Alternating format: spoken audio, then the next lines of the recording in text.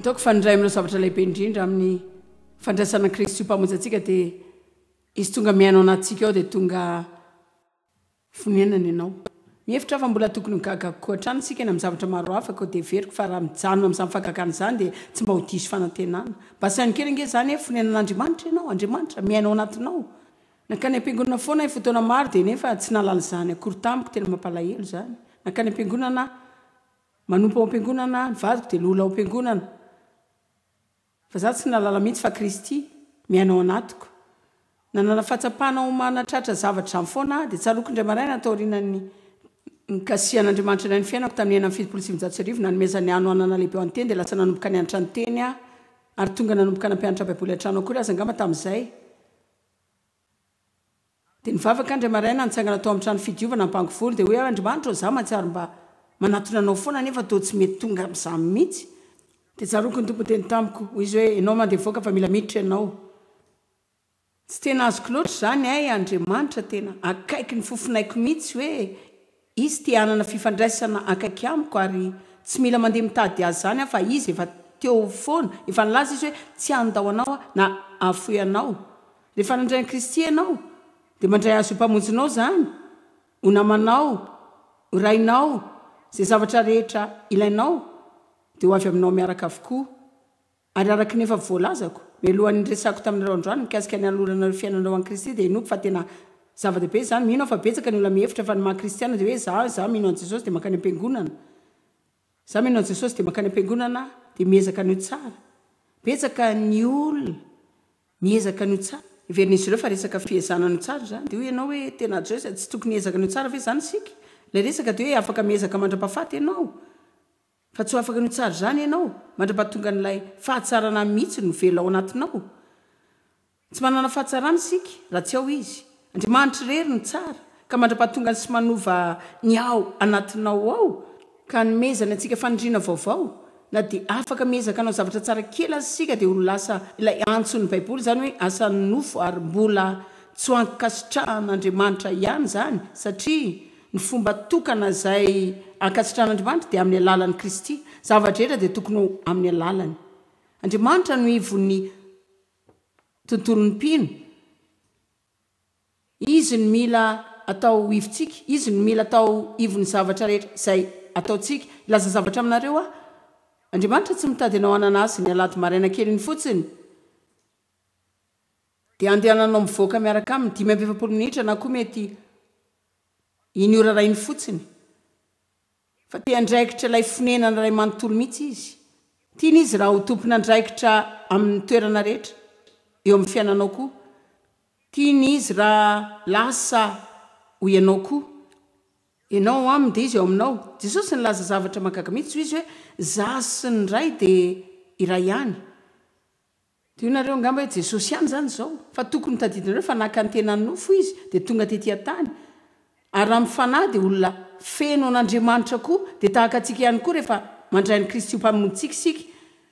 Tsy voatenanao izay nataony angizy fa tonga teto izy dia nataonao antsika izany nitondra ny fahotantsika, nividiana ireo sazy tokony antsika dia nijaly tamin'ny tenany izy dia nalaim-panahy tamin'ny zavatra rehetra, nandalo ny zavatra rehetra izay andalovantsika izy. Afa-tsy ny hoe izy tsy nanota mihitsy araka izany nanaovana azy mendrika ny faty eo ambony azo fijaliana. Nameloka ny fahotana ny amin'ny nofo mba tsy hananana izany fahefanantsony amintsika.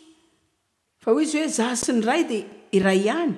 Dia no kely izao izay nyrenesiko avy amin'ny ray ihany no lazaiko. Tsy fantatra mikasika anareo fa za mahita lalany zorana. Misy aminareo ve zao androany laza zavatra izay tsy nampilazain'Andriamanitra azy akory. Nefa nilazainy ihany. Fa izay hitako ataony raiko ihany no ataoko hoy izy hoe tena izany mihitsy raha nabavy Tompo. Tena tiako raha mba ataonao matry izany androany hariva. Hitanareo tena mahafinaritra izany amin'ny fomba ilazako azy hoe misy olona milaza zavatra ve androany izay tsy nampilazain'Andriamanitra azy ary mazava ho azy sika rehetra malala fa saika manao izany daholo. Fa mbola tiako raha mba matitra kokoa sika mikasika izany dia manao hoe tia mba ho tonga amin'izany hoe tsy manao izany za tia mba ho iray amin'Andriamanitra, tena tia hitovy amin'Andriamanitra kokoa. Tia hifaneraseramina matetika foana za tia halala, tia kohanana izany fahatsapana hoe izy velona atao anatiko izany. tiako sika raha lasa manana an'Andriamanitra ao an-tsaintsika ao zay tonga dia alalantsika avy hatrany foana hoe Andriamanitra to amiko tsy mila mandeha mitady azany tsy hoe lasa izy satria zanana hoe ops nananao zavatra tsy nety fa efa ato foanafoana izy ndao jerena ny jaona 7:10 misaotra ray eo ny amin'ny teny androany alina ary izay malala fa ho lasa fiovam-piainana izany amen ary izay rehetra dia anao Jesosy ny vavaka malaza ny tao amin'ny jaona 7:10 dia izy hoe ary izay rehetra dia anao ary izay rehetra anao dia ay koa izany hatray izao ny fanalaviran'ny tsirairay avy amintsika mba ho afaka ilaza hoe izay zavatra rehetra dia anao fa tiatsika ilay tapany faharoa mino fa efa nifonantsika malaky izany aloha izao zay zavatra rehetra n'Andriamanitra dia ay avoko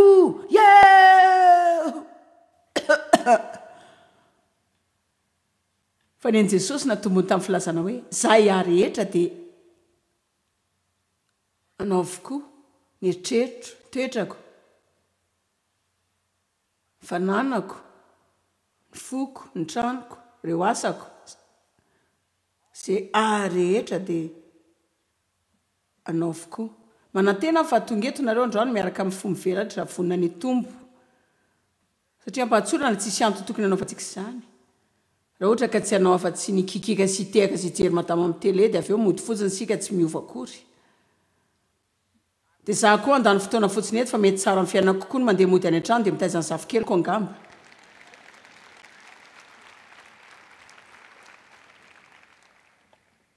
za tsy te hijano eny tenatenan'izay nisy ataloha any amin'izay toerana tokony isy azy ao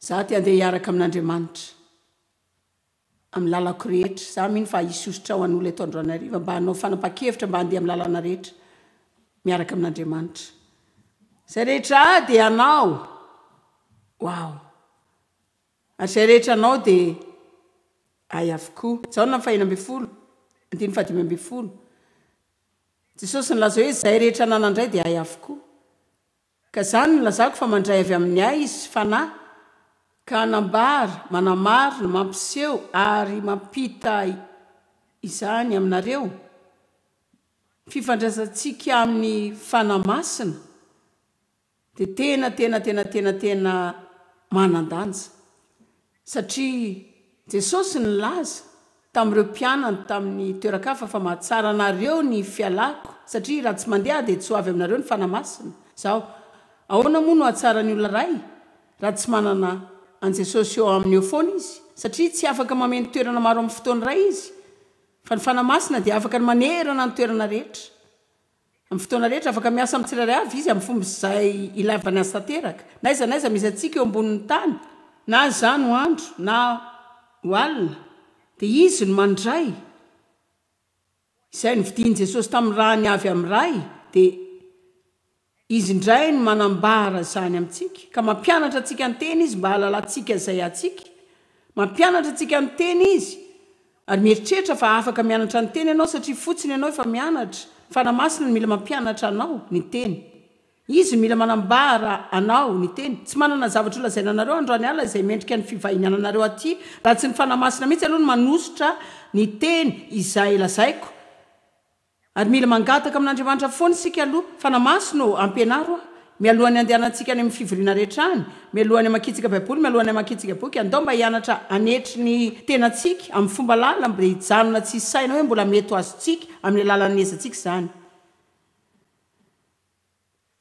hoy izy hoe mahatsara anareo ny fialahako satria izay ny fomba hiavian'ny fanahy masina ka raha mijery ny jaona 5:10 no mikeo amin'ny 7 dia tia manky andiny vitsy aminareo eto izay ataontsika eo ambony écran fa hoe Jesosy hoe za milaza marina aminareo mahatsara anareo tsara mety azoana tombo ny fialako fa raha tsy ala dia tsy ho avy aty aminareo ny mpananatra ilay mpanolo-tsaina ilay mpanampy ilay mpisolo vava ilay mpanelanelana ilay mpampahery ilay mpiandro vonjivoina tiako ilay mpiandro vonjivoina vonina ny amonjy-vona izy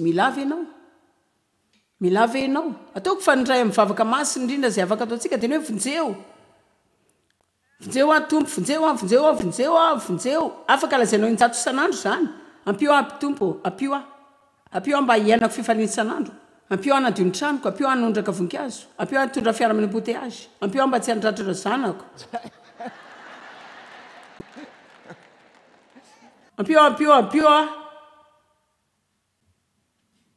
Ampio afahako mandresy zay tsy maintsy lalovako amin'izao fotoana izao. Ampio mianara miteny hoe ampio raha tsy dia miteny ampio loatra ianao dia tsy dia mahay izany loatra koa. Ianao mbola mihevitra foana fa mahaleo tena sy mahavita tena. Ampio tompo, ampio dia mba mahitsy mikasika izany dia anampy anao izy. Le mpanelanelana so avy aminareo izy. Hoy Jesosy raha tsy ala dia tsy ho avy amin'ny fanamasina. Ary tiako izy mba ho lasa ao amin'ny fisakajana akaiky eo aminao. Fa raha miala dia aniraka azo aminareo mba ho amin'ny fisakajana akaiky aminareo. Tsy tianareo ve zany hoe mifandray akaiky izany? Fandraisana akaiky. Hitanareo ataona maro zara fampivavaka fotsiny. Makany am-piangonana fotsiny dia niezaka ho tsara, niezaka hitondra tena, niezaka ny anaraka ireo lalana sy fitsipika rehetra. Ary ampatsorana no inoko fa vovonjy satria za tena nino an Jesosy mpamonjiko. Tena nino mihitsy fa matoato eo ambony azy fijaliana izy natakatra ny afatry ny famonjena tamin'ny alalan'ny fahasoavana. Fa tsy takatra mihitsy zany hoe Andriamanitra ao anaty izany. Tsy takatra zany hoe izy velona atao anatiko izany. Tsy takatra fa Andriamanitra teo amiko isan'andro. Tsy takatra tamin'izany fa izy teo tompona ndraikitra misombondrehetra amin'ny fiainako. Ny heveriko fa mpamonjy vina fotsiny Andriamanitra fa tsy fantatra tamin'izany fa zatra aboina foana. Fa tsy natakatra zany mihitsy Firy aminareo zao mahafantatra fa miainao amin'ny efitrano famelomana ny fiainana ianao anatin'ny fianaraha-maso akaiky foana ianao. Alleluia. Raha mbola tsy namaky boky tena tsara mikasika ny fanamasina ianao, ny asa fanompoana ny fanamasina, mianara baiboly mikasika ny fanamasina, dia vakio daholo izay rehetra afaka raisiny tananao mikasika ny fanamasina. Zaho zao manana boky izay nosoratako tsy ny hoe fifandraisana lala amin'Andriamanitra, afaka tena mitoetra akaikin'Andriamanitra arak'izay tianao ianao. Tsy fantatra koa azara manana an'izany sika izao fa efa ela ihany nandratako an'izany fa afaka hitanao ty aminay zany raha tianao, raha tsy tianao moa dia mitadava indray n'olo-kafa. Namaky boky betsaka mikasika ny fanamasina, ianao mila manao izay amin'ny fomba mirindra mba hatakaranao izany hery mahafinaritra izany, ny osotrany, ny heriny, fanampiany, fampiononany, ilay toroheviny aminao isan'andro. Tsy mila mandeha mitady azy ianao fa efa miaraka aminao foana izy. Andriamanitra miainao anatinao. Inona izao no manahirana anao? Andriamanitra miainao anatinao. Manana olana sika fa hoe efa miainao anatsika ao ny valiny izany. Firy aminareo no manaiky fa raha miazony izany ao antsaintsika ao misimisy kokoa sika dia mety tsy ho voakorotana be loatra amin'ireo olana kely ao amintsika. Andiny fahavalo. Ary raha tonga izy dia ampiaiky izao tontolo izao ny fahotana sy ny fahamarinana dia ny fahitsiny fo sy ny fahitsiny eo anatrehan'Andriamanitra. Hitanareo aza mba rehefa mandresy lahatra anao ny amin'ny fahotana ny fanamasina dia misaora foana ny amin'izany. Ole rehetra tadidiko daholo ny taona rehetra nanontako ka tsy nahalalako akory ny tenako. Tena mafoa tamin'izany, tena ratsy taman'olona ary tsy mba tonga saina akory hoe ratsy saina tamin'olona. Fa zaho tsy mahavita izany intsony. Ohatrany hoe raha sendra mafy eo na ratsy toetra kely amin'olona, zany hoe resy lahatra ihany dia avy eo hitanareo misaina izao hoe Andriamanitra zany koa zany mbola tsy mety eo amiko. Zaho manao hoe misaotra anao Andriamanitra fa tsy mba navelanao irery. Fa lia rehefa mahazo zany fandresen-dahatra ny fanamasina zany ianao, satria fantatrao hoe inona marina dika zany. Zany midika fa tiany loatra ianao ka tsy avelanao irery. Fa tiany loatra ianao ka avelana amin'ny toerana misy anao io fa efa natao anampy anao izy mba ho tena iray amin'Andriamanitra. Ka raha tsy hitanao izay ambara dia mbola tiaviko ihany nitoro izao afatra izao. Ampatsorana dia tamin'izao nianatra zany aza tena tsy tafapetraka tao hatrany mihitsy fa misy hery ao amin'ny ten'Andriamanitra. Eny ary andiny fahasivy ny fahotana satria tsy mino ahy izy matoky miantehatra miankina amiko. Ampianatra anareo mikasika ny famarinana izy ny fahitsiny fo sy ny fijoroana mendrika eo anatrehan'Andriamanitra satria mankany amin'ny ray ka tsy mahita tsonareo. Izy no ampianatra anareo ny fitsarana satria ny andrean'izao tontolo izao mpanjaka faratsiny izay zanak'Andriana Satana dia efa voatsara sy voaheloka sady tao aminy. Mbola manana zavatra maro lazaina aminareo nefa tsy zakanareo ankehitriny na holanjainareo na hotazonareo izany. Tena tiako izany asa fanompony fanamasina izany. Fantany rehefa tokony hiatrika izany izy. Dia jereo rehefa mitady olona sika tsy fantany akory izany. Matetika ny olona tsy afaka miditra amin'ny olana aingana ka anao izay anampinanao amin'izany na dia ianao aza tsy mbola vonakory ara-panahy hiatrika izany fa fanamasina tsy mba manao ohatr'izany. izy tonga dia malala ny fotoana idirany antsehatra eo amin'ny fiainanao. Ny olon-kafo izao miteny hoe tsy nampoiziko vitanao izany, tena tsy nieritrereto mihitsy. Satria ny fanamasina tsy mbola naheno izany taminao, dia matetika ny olona mila mandao antsika rery fotsiny, tsy mila miteny antsika ny zavatra rehetra izy, mba ahafahantsika manao izay mety amin'izy ireo, mba ahafahany ho lasa mpikamana tsara kely ao amin'ny fiangonana. Fa mila mivavaka ao antsika izy ireo, mba hamelantsika ny fanamasina hiasa ao amintsika. Za tsy milaza fa tsy mila mandray fantsina avy amin'ny olona isika, tsy izany mihitsy ny tiako lazaina, fa mila manomboka matoky an'Andriamanitra isika mba hanao ny asa ao amintsika. Mila matoky an'Andriamanitra isika ny amin'ireo vany amin'ny fiainantsika. Efa ianareo ny teny izao taloha, rehefa manana olana ianao dia aza makeo amin'ny telefona fa makanisa eo amin'ny trônina.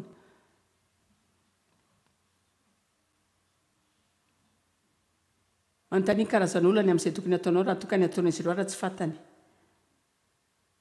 Raha ela velona ianao izao dia ho takatrao izany. Ka na dia ny mamaky boky aza matetika tena mahaliana azo nareo ve satria afaka mamaky iray ianao milaza zavatra iray dia ny iray koa milaza zavatra hafa mihitsy dia indray milaza hoe aleo mahantra daholo tsika, indray milaza hoe ndao mpanan-karena daholo, ndao atao ty, ndao atao izao. Andriamanitra maninona raha tenenao any hevitrao.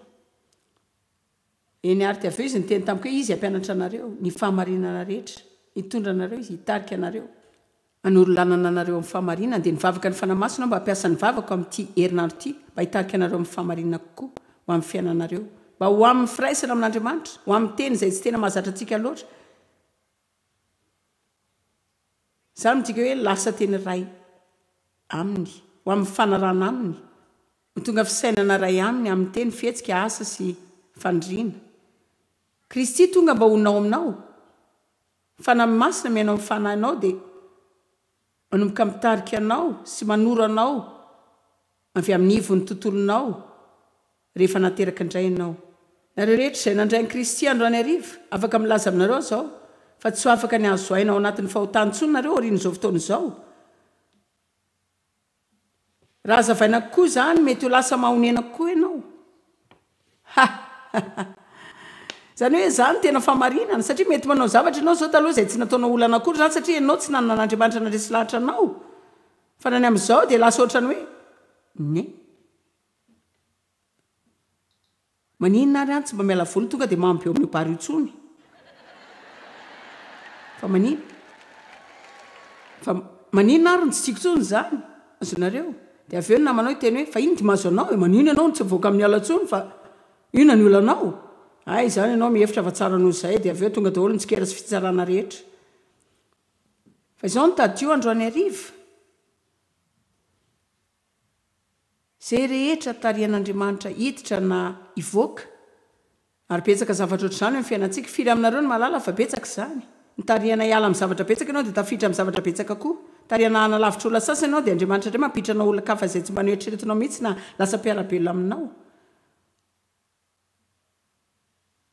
Rehefa manao izany izy, tsy hoe manao izay any esorana ny zavatra rehetra eo aminao kory izy, na manao izay tsy hifalianao, fa Andriamanitra mitarika anao ho amin'izay fiainana tsara indrindra ho anao. Fa tsy mbola fantatrao aloha fa izany no lasa zavatra tsara indrindra eo aminao satria hitanareo na dia misy zavatra mandratra sy manimbatsika azy dia mbola mety ho voafaritra izany ihany sika.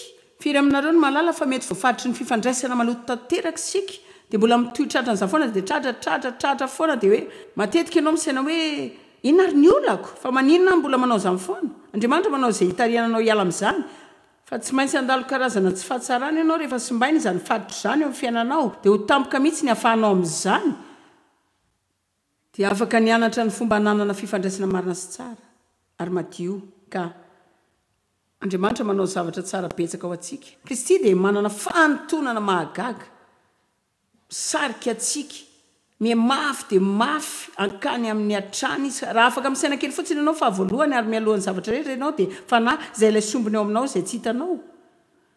Ary tsy misy olona afaka ny enti izany ihany koa fa fantatsika fa misy izany dia eto ny misy azy, eto ambony eto ny misy ny sainao. Fa manana fanahy koa isika, fa ny fanahintsika dia tahaka ny sombony ray amin'ny tontolontsika. Dia avy eo misy an'ity nofo ity, isika izany saina, fanahy ary vatana. Saina dia sombony manan-danja amintsika, saina sy fanahy dia sombony ao amintsika izay miaina mandrakizay. Fanahy masina dia mandany ny fotoanany amin'ny fanampianatsika tondra ny fanahytsika ho amin'ny fanarahana amin'ny saitsika fa ny vatanao dia heverinao lavelona sy vovoka dia azo tena vaovao ianao avy eo tena vaovaon'ny voninahitra ka dia kajo tsara zany satria zany ny trano izay petran'Andriamanitra tsy afaka mijanona eto ambony tany tsy misy vatana ianao ka mila ajainao zany dia mila karakarainao zany tenanao dia tempolo fanamasina fa isika tena miaina mifamadika amin'izany tanteraka mihitsy sika be fanahina be loatra ny amin'ity marina ilaza teny kely fotsiny ataoko fa mila resaka amin'ny vehivavy rehetra satria ny ankamaroan'ny lehilahy dia tsy manao zany loatra fa raha mandany fotoana mitovy ianao mba vonina ara-panahy isan'andro tahaka ny fanaovanao ireo makiazinao ny kavitsofinao firavakao fanaovam-bolonao fisoloanao akanjo indroambe folo isa lazany marina tsy milaza ny marina ve raha toy ianao mandany atao hoe mandany ora ray ianao isa-maraina mba iomanana nasana volo anaovana volo ametrahana makiazy ametrahana lotion ny crème dia hainareo solo akanjo dia manao izay matsara eo dia tsy mety indray kiraro ty tsy haiko aloha ianao ngamba oatra zany ngamba ianao vao mifody manipy zavatra dia lasa fa zako aloha tsy oatra zany minoa fa ely zany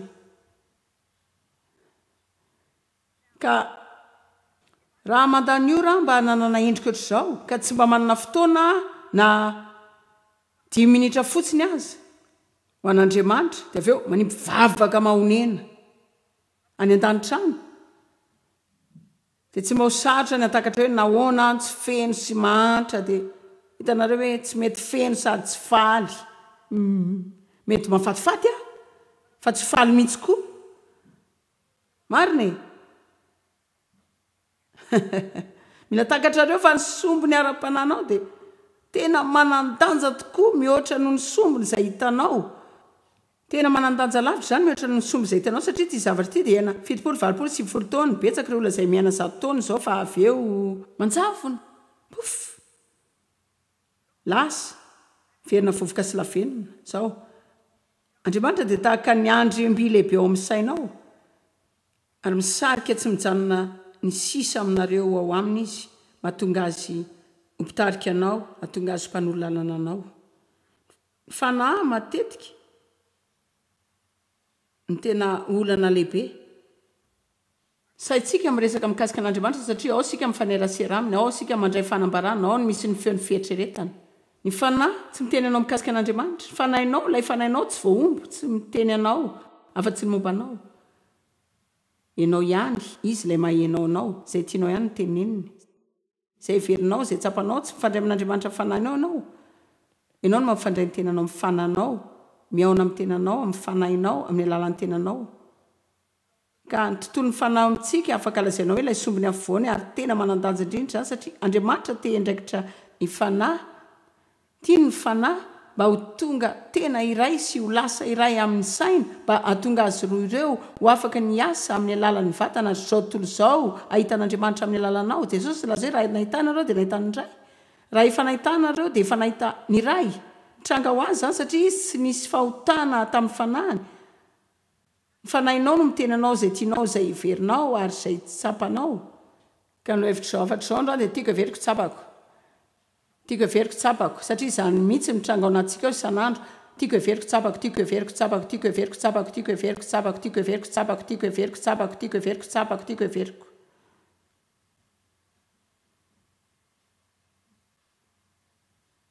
tsy hitanareo marina ve zany tenentsika an'Andriamanitra izay tiantsika izay heverintsika dia izay fatsapantsika mihoatra noho ny teny hoe Andriamanitra ho asehoia izay tianao ampianaro misaina ohatranao ary ampio mba atsapy izay tsapanao fa sika mitenena amin'Andriamanitra hoe tiako heveriko tsapako tiako heveriko tsapako tiako heveriko tsapako tiako heveriko tsapako fa ny fitenenantsika zany tika fizarana hevitra amin'ny olona fitenenantsika zany tika fizarana izay tsapantsika amin'ny olona